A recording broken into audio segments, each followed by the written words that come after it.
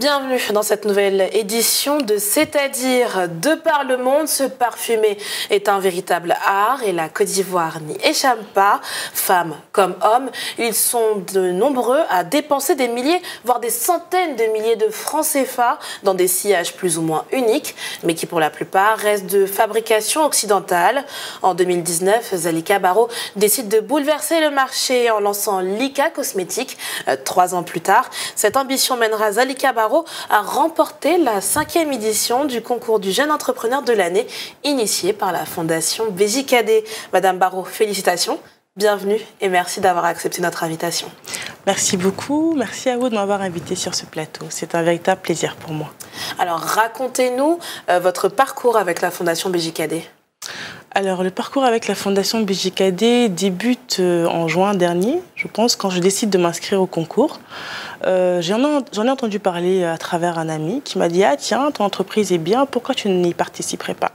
Et c'est de là que commence l'aventure. Et qu'est-ce qui, selon vous, dans votre projet, a fait la différence auprès du jury ? Je dirais peut-être la nature même du projet, parce que c'est quelque chose d'assez singulier. Ça ne court pas les rues, les entreprises qui produisent du parfum, mais aussi peut-être la structure même du projet, parce qu'il faut savoir qu'après l'inscription, ils ont fait une première présélection, et puis on a eu droit à une formation. Les 50 qui ont été retenus ont eu droit à une formation. Suite à la formation, on a dû envoyer un business plan qui a été vraiment profondément analysé par les membres de la Fondation.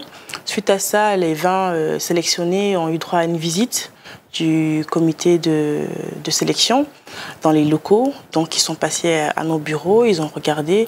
Je pense le fait que l'entreprise soit assez sérieuse, claire dans les chiffres, claire dans le mode de fonctionnement, dans le principe, et que nous existions déjà, que nous avons déjà peut-être des clients, etc. Donc, je pense que peut-être tout ça a donné naissance à ma nomination à la finale. Et puis, bien sûr, je pense au fait que je sois la grande gagnante.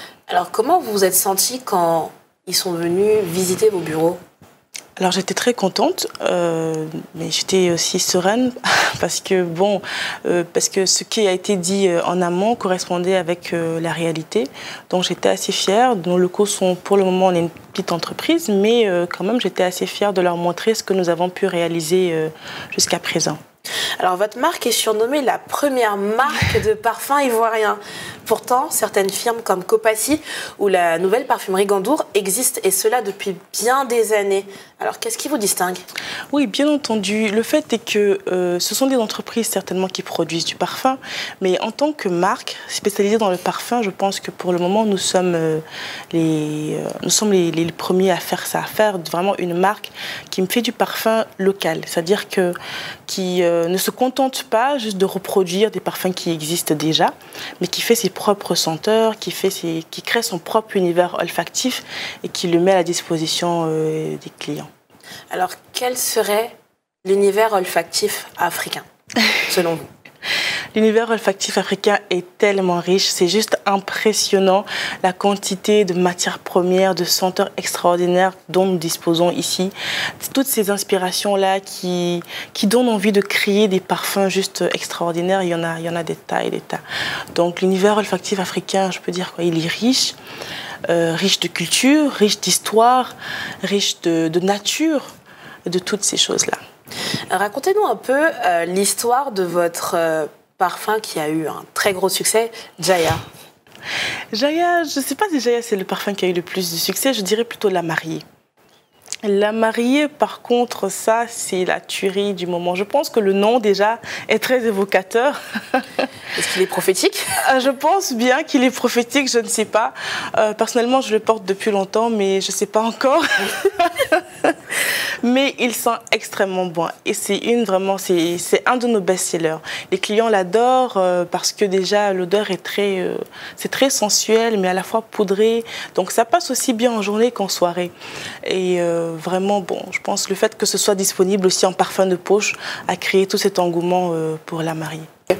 À l'échelle mondiale, l'industrie de la parfumerie est largement dominée par les Européens. Des marques européennes comme la maison française de Marly s'installent même sur le continent, notamment au Maroc et en Afrique du Sud. Alors selon vous, qu'est-ce qui manque à la filière africaine du parfum de luxe pour exploser? Alors d'abord, je dirais ce qui manque, c'est le courage. Le fait pour les entrepreneurs africains de se dire « Ok, on va se lancer dans un secteur qui est globalement dominé par les industries occidentales. » Donc, hormis ça, il y a aussi le fait l'industrialisation. Bien entendu, il faut s'industrialiser afin de pouvoir être compétitif sur le plan mondial. Ensuite, il y a aussi le marketing. Le marketing qui est très important, qui est, on va dire, le nerf de la guerre, parce que, even if on a des très très bons produits ici, si le consommateur n'est pas informé du fait qu'on existe, ils ne vont pas venir acheter. Alors que devant, on a, face à ces industries de grandes marques-là, on a des entreprises qui existent depuis des dizaines d'années, qui ont avec elles, le capital temps, qui ont la crédibilité que le fait qu'ils existent depuis longtemps leur confère, le fait aussi que depuis des années, ils font que communiquer, donc on a on va dire, il y a ce matraquage médiatique là qui fait qu'on est plus susceptible d'aller acheter vers eux, quand bien même on a des parfumeurs locaux comme Lika qui existent. Donc oui, il faudrait qu'on puisse industrialiser, qu'on puisse aussi pouvoir bien communiquer sur le fait qu'on existe, et puis aussi oser montrer un autre visage de la parfumerie. Alors, si vous aviez un message à passer aux jeunes passionnés de parfumerie, comme vous l'étiez quand vous étiez petite, ce serait d'oser. Oser, tout simplement. Alors, le thème de la 5e édition du prix BJKD était justement l'industrialisation à la portée de tous. Au niveau de votre entreprise, qu'est-ce que ça vous inspire ? Qu'est-ce que ça m'inspire? Tout simplement la vision que nous avons de nous imposer comme leader de la parfumerie en Afrique. Et cette vision-là, elle ne sera atteinte qu'à travers l'industrialisation. Parce que clairement, le marché est là. Le marché est là, il y a les consommateurs qui sont prêts à acheter les produits, pour peu qu'ils soient informés que ces produits-là existent et que ce soit vraiment de bonne qualité. Donc s'industrialiser, c'est pour nous vraiment un moyen d'être compétitif. Produire plus pour répondre à la demande et puis s'imposer tout simplement à travers des franchises, etc. Alors, en plus d'être entrepreneur, vous êtes également une jeune femme. Quel regard portez-vous sur l'entrepreneuriat jeune en Côte d'Ivoire? L'entrepreneuriat jeune en Côte d'Ivoire, eh bien, c'est une question que j'aime beaucoup. Le regard que je pose, c'est vraiment le fait que les jeunes doivent comprendre qu'on ne peut pas atteindre le développement si on n'ose pas entreprendre. Il n'y a pas que l'entrepreneuriat, c'est clair, mais ça fait partie de ces choses-là. Ici, en Afrique, tout est à faire. Tout est à faire. Et clairement, tout le monde ne peut pas être salarié, comme il est logique que tout le monde ne peut pas entreprendre aussi. Mais oser faire quelque chose, ne pas être bloqué, ne pas être statique par la peur d'échouer, oser, même si ça ne marche pas, se dire je vais réessayer, persévérer. Je pense que c'est ce message-là que les jeunes doivent comprendre. Un projet sur lequel on va revenir, vous êtes diplômé en bio-ingénierie et en génétique, alors pourquoi la parfumerie ? Alors il faut savoir que mon projet de fin d'études, c'était la conception d'une marque de cosmétiques avec des ingrédients africains. Donc depuis que je suis étudiante, même avant ça, j'étais passionnée par les cosmétiques. Et surtout par la parfumerie parce que déjà, j'aime beaucoup sentir bon. Donc je me suis tournée vers ça, déjà premièrement par passion et deuxièmement aussi parce que c'est rentable. Il faut le dire. Et c'est un secteur qui n'est pas du tout exploré sur le continent africain. Il y a quelques entreprises qui existent, très certainement, mais le marché est là et il y a clairement une place à prendre. Donc, c'est pour ces deux choses-là, je pense.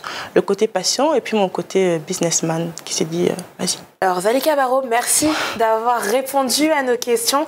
Je rappelle que vous êtes la lauréate de la 5e édition du prix BJKD et également fondatrice de la marque Lika Cosmétiques. Merci à vous, chers téléspectateurs, d'avoir suivi cette émission. Bonne suite des programmes sur cette info.